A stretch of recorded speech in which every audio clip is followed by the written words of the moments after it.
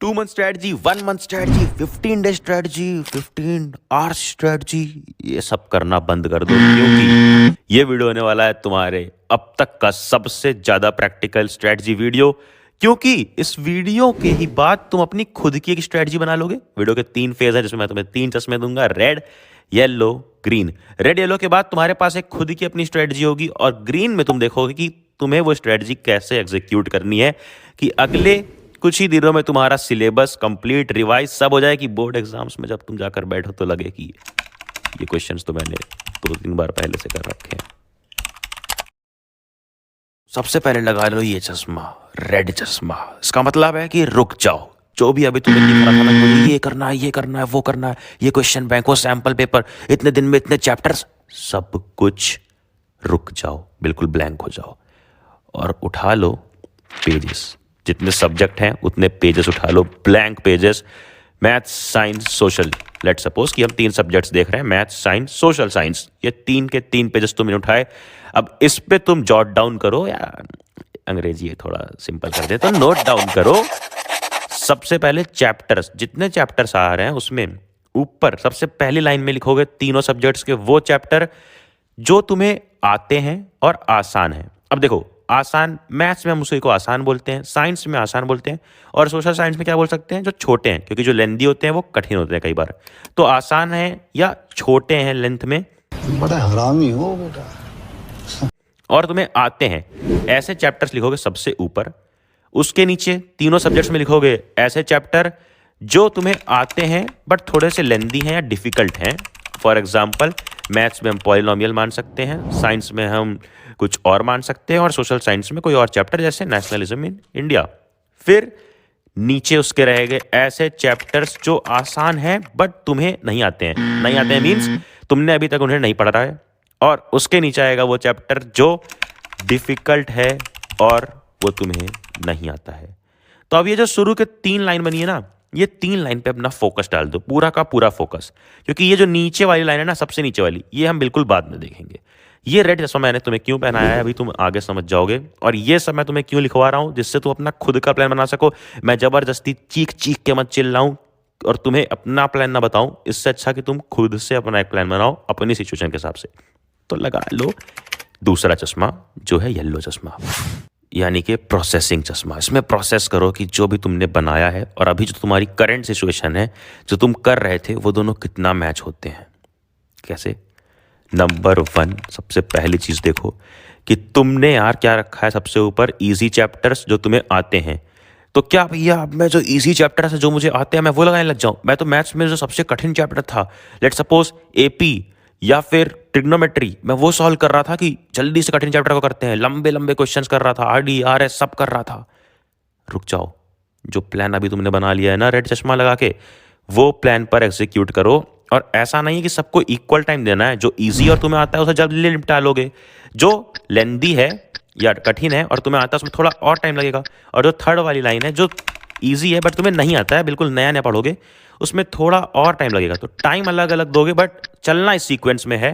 आगे मालूम पड़ेगा क्यों, क्योंकि ये रिवीजन में काफ़ी ज़्यादा हेल्प करता है। सच में काफ़ी ज़्यादा हेल्प करेगा रिवीजन में अगर इस सीक्वेंस में प्रिपेयर करोगे।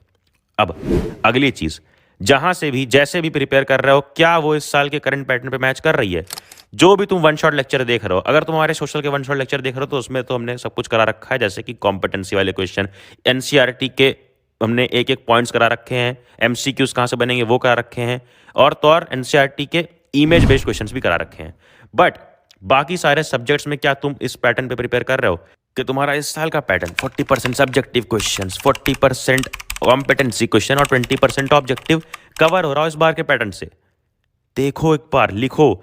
मैथ्स में तुम उसके लिए क्या कर रहे हो? सिर्फ आरएस आरडी लगाने से नहीं होगा, तुम उसके बाद साइंस में क्या कर रहे हो, सोशल में क्या कर रहे हो। और ये सब के लिए अगर तुम्हें एक 1 स्टेप सॉल्यूशन चाहिए तो वो होगा एड्यूकार्ट के सैंपल पेपर्स। क्योंकि यार इसमें यार एग्जैक्टली सीबीएसई के इस बार के ब्लूप्रिंट को फॉलो किया गया है, और जैसे क्वेश्चंस इस बार के तुमने सैंपल पेपर्स में देखे हैं सीबीएसई के ना, एग्जैक्टली वो क्वेश्चंस उठा के डालें, उस पैटर्न पे क्वेश्चंस उठा के डालें। तो अगर इनके पेपर से तुम प्रैक्टिस करते हो तो तुम एग्जैक्टली ये भी समझ जाते हो कि क्या तुम्हें लिख के आना है। क्योंकि इनके सैंपल पेपर्स में क्या है, सेल्फ वैल्यूएशन चार्ट, जिसमें एक एक मार्क कैसे मिलेगा ये दिखाया गया है। तो जाओ अभी इस ऑफर का फायदा उठा लो, लिंक डिस्क्रिप्शन में मिल जाएंगे इनके सैंपल पेपर्स की, जहां इस बार मिल रहा है तुम्हें 35% ऑफ। अब यार तुम लगा लो लास्ट चश्मा, ग्रीन चश्मा, यानी कि तुम्हें सामने दिख रहा होगा गो बटन। नहीं दबाना था। हाँ, ऐसे नहीं दबा देना है, थोड़ा सा समझना है और तब उसके बाद एग्जीक्यूशन पे आना है। क्योंकि एग्जीक्यूशन कैसे करना है ये सब तुमने बना तो लिया है कि हाँ ऐसे पढ़ना, ये चैप्टर पहले करना, ये बाद में, कहाँ से पढ़ना है, बट कैसे करना है उसमें यार तीन चीजों में अक्सर सबके सब फंस जाते हैं एंड मोमेंट पे। जैसे कि पहला है पाथ ब्लॉकर्स। कुछ चैप्टर यार हर सब्जेक्ट में होते हैं पाथ ब्लॉकर्स, मतलब कि जो बीच में आते हैं यार, जैसे कि तुम्हारे और उसके बीच उसका एक्स, उसी तरह पाथ ब्लॉकर्स होते हैं कुछ सब्जेक्ट में, कुछ चैप्टर्स। जैसे कि मैथ्स में अगर तुम एक लंबा चैप्टर लेके बैठ गए हो, एपी या ट्रिग्नोमेट्री लेके बैठ चुके हो और उसके तुम आरएस या आरडी के क्वेश्चंस लगा रहे हो, तो वो तुम्हारे लिए पाथ ब्लॉकर है। क्योंकि उतनी डिटेल में जो तुम एग्जांपल्स लगा रहे हो, सारे सॉल्व एग्जांपल्स लगा रहे हो, सारे के सारे क्वेश्चंस लगा रहे हो, तो वो सब नहीं आएंगे ना इतने डिटेल में। तो इससे अच्छा तुम एग्जैक्टली इस बार के जो पैटर्न जिसने फॉलो किया वैसी बुक्स लगाओ, लिंक डिस्क्रिप्शन में है, और वो पाथ ब्लॉकर्स में मत फंसो। जैसे कि अगर साइंस में तुम डिटेल में पढ़ने बैठ गए और रिप्रोडक्शन या कोई और चैप्टर, तो वो मत करो। उतना ही पढ़ना है हमें जिससे हमारा बोर्ड एग्जाम्स क्लियर हो।